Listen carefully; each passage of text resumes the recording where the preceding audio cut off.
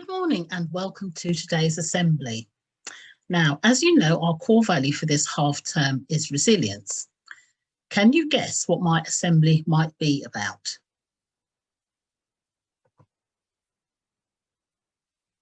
Yes, it's to do with the football. Now, this year has been the championship of the Euros, and although it says Euro 2020, this is actually 2021. But because of the pandemic, they weren't able to have the championship last year. So that's why it was delayed until this year. So there's been a big build-up to the Euros. So the teams in each group played each other in a round robin where they all played each other in groups of 4.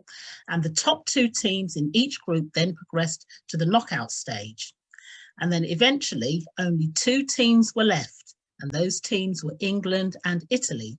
And they played in the final to win the UEFA Euro Cup last night. Now, I have to let you into a little secret. It is Sunday evening and it is about 7:20. So I am recording this early and I don't even know what the outcome of the match will be. So we'll be able to talk about it tomorrow. So I just want to show you a clip of film which shows you the deciding goals that took England into the final.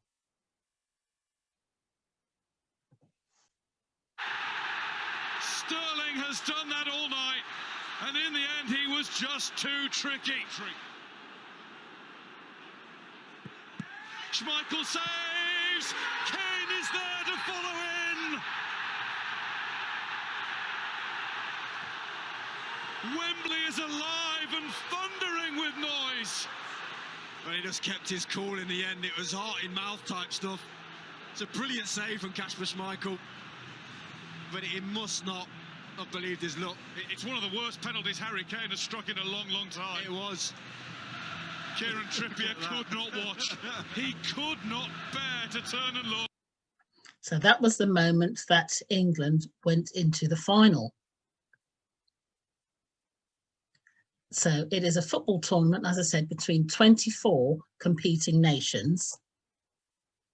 And the teams were played in pre-selected groups drawn at random. So they had no idea who they were going to play. So the competition started on the 11th of June this year, and the final was held last night at Wembley Stadium in London. Now, approximately 2 billion people around the world have watched the whole tournament. And the Euro Championship takes place every 4 years. And so far, there have been 15 championships. And this year is the first time in the competition's history that games have been held in different locations all across Europe. Now, a bit of maths for you. Without counting, can you tell me how many different countries were in the tournament? And tell your teacher how you managed to work it out without counting them all. That's right, it's 3 times 8, which is 24. That's right, it's important to know your tables. So there were 24 nations, 11 host cities. And to qualify for the Euro Championships, the teams played qualifying matches between March and November in 2019. And to be selected to host one of the tournaments, the cities had to submit a bid to UEFA, who then chose who the best applicants were. So let's think about now why people play team sports. How many of you are involved in team sports, and what do you get out of being involved? Well, first of all, it keeps you fit and healthy, doesn't it, being involved in any sort of sport? Exercise and physical activity are really important for your physical and mental health. It helps you to learn to solve problems. It makes you feel good about yourself when you are involved and playing together, working together with a team to achieve something. And also, physical activity releases hormones in your body which make you feel good, which is why you feel so upbeat and positive after you've completed exercise. You might feel tired, but you do feel good about yourself also. Helps you to feel happy. You can make new friends in sports. So you might be circulating and socializing with different people outside of school. So you can make a whole variety of different friends. You learn to collaborate and work with others, which is one of our school core values. And you don't worry about things as much. It takes your mind off anything that might be troubling you. And it's fun, isn't it, to be involved in a team sport and get together with others. Now, football is a game for all. So you can see a range of people here that are involved in football. It's a game for the young and the old. It's a game for people who maybe have disabilities. It's a game for men and women, and it crosses the racial divide, the religious divide, and the class divide. So people of all differences, all diversities can be involved in a game of sport. Now, does anybody know who this group of people are? Well, this is the English women's football team. And although the men haven't been involved in a major tournament final since 1966, the women were actually reached the semi-finals of the Euros back in 2017, as well as the final in 2009 and 1984. And the women will be taking part in the Euro Championship for women next year. So we wish them all the best as well. Now, if we think about it, life can be a bit like a game of football.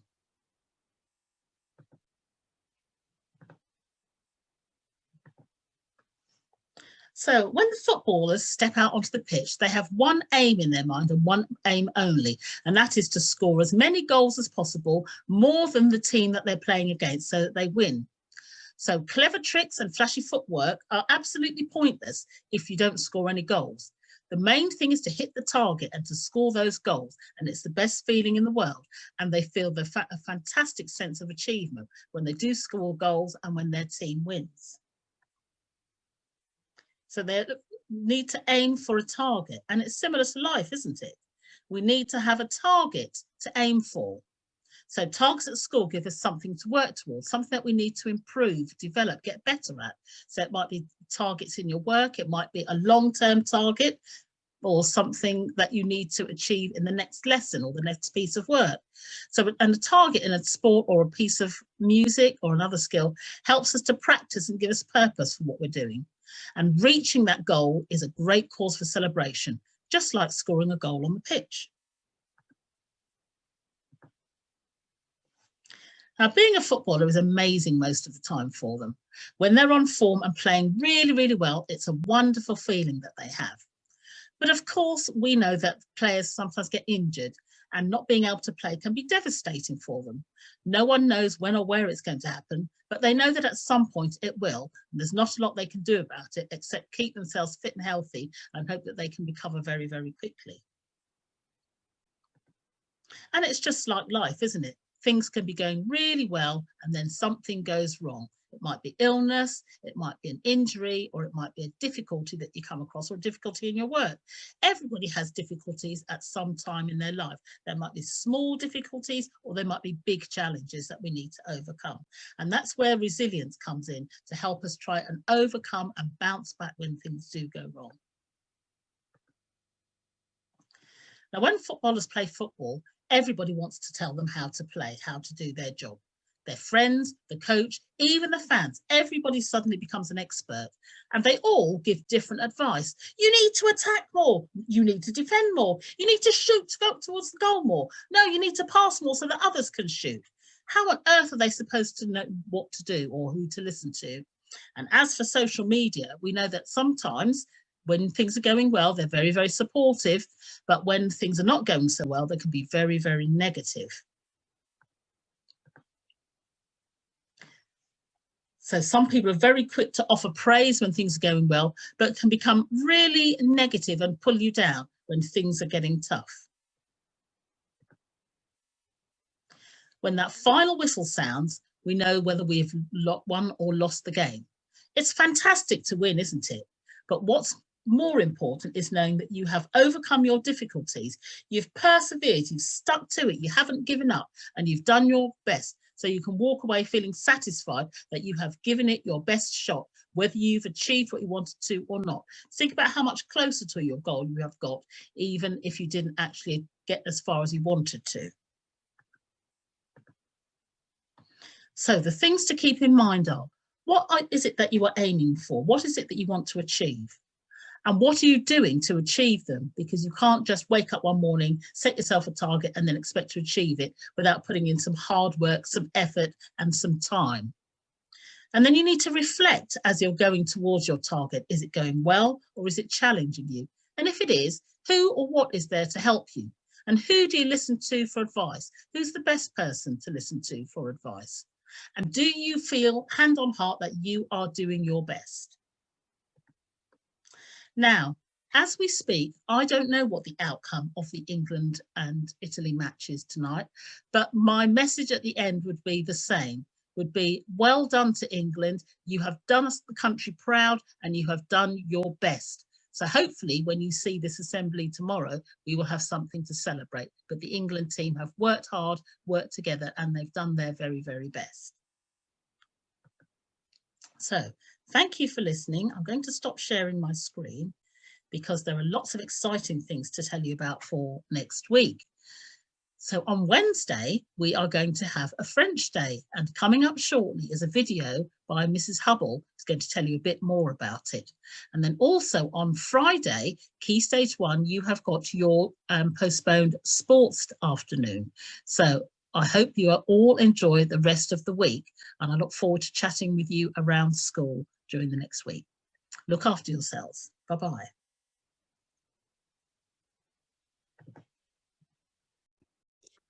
Morning, everybody. It's Mrs. Hubble here. This is a little video to explain French Day, which will be on Wednesday, 14th July. It's known in England as Bastille Day as well, which for the French is their national holiday. They call it Fête Nationale or 14 Juillet, which means 14th July. It's a really special, fun day for them. I'm going to show you a short video to explain the origins of Bastille Day, where they originated from. And then I'll explain to you what we will do for French Day to celebrate as a school.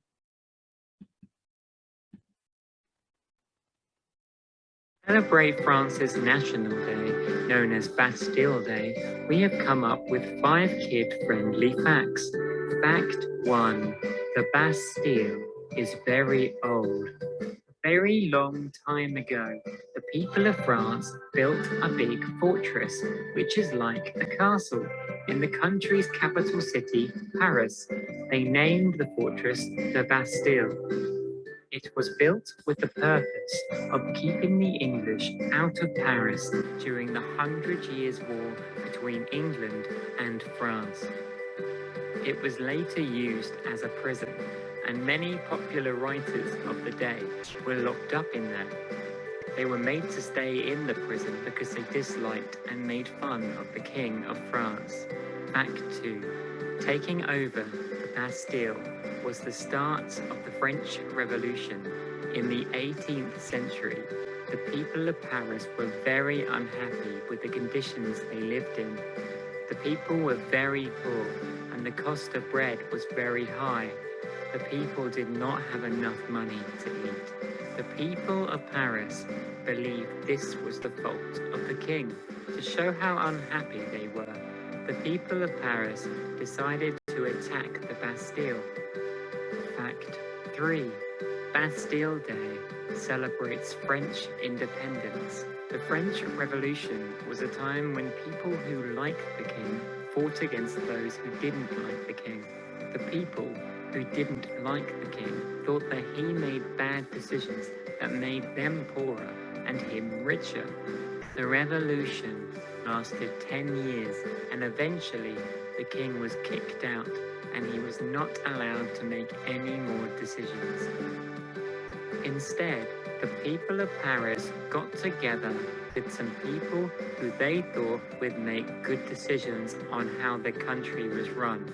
This new group of people set laws and taxes. This is called a government. Fact 4. In France, nobody calls it Bastille Day. The French call this day La Fête Nationale, which means the national holiday. Bastille Day is an English term that is only used in English-speaking countries. To celebrate this day, France holds parades and has fireworks displays. Fact 5. The old key, which once opened the doors of the Bastille, is now in a museum in the United States. When the Bastille was taken over by the people of Paris, the key was given to George Washington. The key can still be found at Washington's house, which is now a museum. We hope you enjoyed our facts to celebrate the French National Day. Yeah, some French facts about Bastille Day for us. And what it means for us is that we just get to have a really fun French day together. We will have a French menu and hopefully lots of dressing up. I'll show you in my next slide. There we are, dressing up with red, white and blue. Got my stripes on for you myself today, but I wonder, what will you wear? Here are some ideas of what you might like to wear. Maybe to match the colours of the French flag, red, white and blue would be a good choice. This little girl here has made an Eiffel Tower. She's got a beret, very, very French. We've got here a garland made of garlic. Maybe you could find out why that's very French. And I'm sure they wouldn't dress these in France, but we can have a bit of fun, and you can think of anything you like that you think might represent French Day when you dress up. Here are some outfits like they might have worn in the past, historical outfits, more berets, some moustaches, flags on the face, and even a little moustache, a scarf, very French, and a baguette. On French Day, like I said, we would have a French menu. Can't wait to be tasting French food. You'll be using your French greetings and the French names for French food on that day. So we're really looking forward to the activities we're going to do. Here are some reminders of how we use greetings in French. So through the day, we'll say things like bonjour, which means hello, or salut, which means hi, comment ça va, or just ça va for how are you. And if you are well, it's bien. And if you are mal, it's not so good. And if it's comme ci, comme ça, it's like halfway.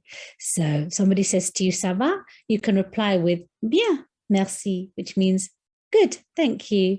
And you might say, comment ça va, back to them as well. If you ask for any food, you might say, s'il vous plaît.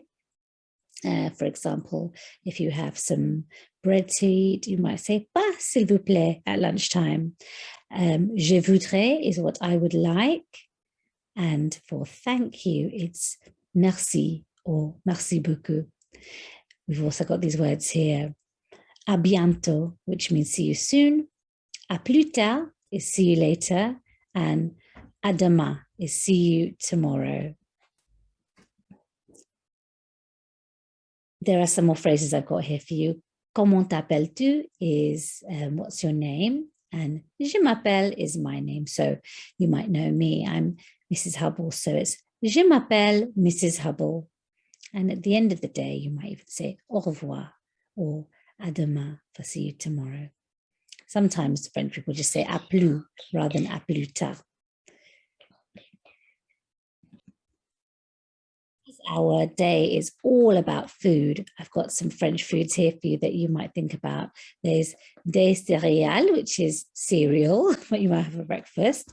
Le pain, which I mentioned earlier, like our baguette or bread. There's un œuf, which is an egg, or des œufs. I wonder whether you have eggs for breakfast. Un chocolat chaud is hot chocolate. Du thé is tea, which you might see me with every day. Des boissons is drinks. This one I think you probably like is une boisson gazeuse, which is a fizzy drink. De l'eau, water, which I know you all have your water bottles, don't you? So that would be like un bouteille de l'eau. De jus is juice, and du lait is milk. And here are some French treats, some of my favorites that I put up here for you. There's macarons, which are delicious, like little, almost like macaroons, but much lighter with like a sweet paste in the middle. If you've tried one of those, you're very lucky because they're very expensive to find. And then here we've got crème brûlée. We've got pain au chocolat, which I bet you've all had, and one of my favorite breakfast treats. And this actually might even have for your dessert on Wednesday, for your school dinners. Here we've got the crêpe du banane, which is like crepes with banana, and chocolat, which you might know of very well. And then here we've got fromage et pain. And these aren't foods that you're necessarily going to have on French Day, but maybe they're foods you've had at home, and maybe they're foods you might like to have at home and you think, oh, I recognize that. There's frites, which we call chips, and fondue, which you might have had before. This is a cheese fondue with bits of bread, but I bet some of you have been lucky enough to ever have a chocolate fondue, which is very exciting. So on French Day, do practice your alphabet with your teachers. Practice counting, practice calling out colours, saying your age, all sorts of different things. And we hope you'll have a lovely, lovely day. There's some French phonics ideas for you, and I've put together a whole set of activities on our Google Drive that your teachers might do with you. So enjoy your day, and I'll say goodbye. Here's 5 ways to say goodbye in French. À bientôt, adieu, au revoir, à plus, or à plus tard, or à la prochaine. Till next time. Salut and bisous bisous.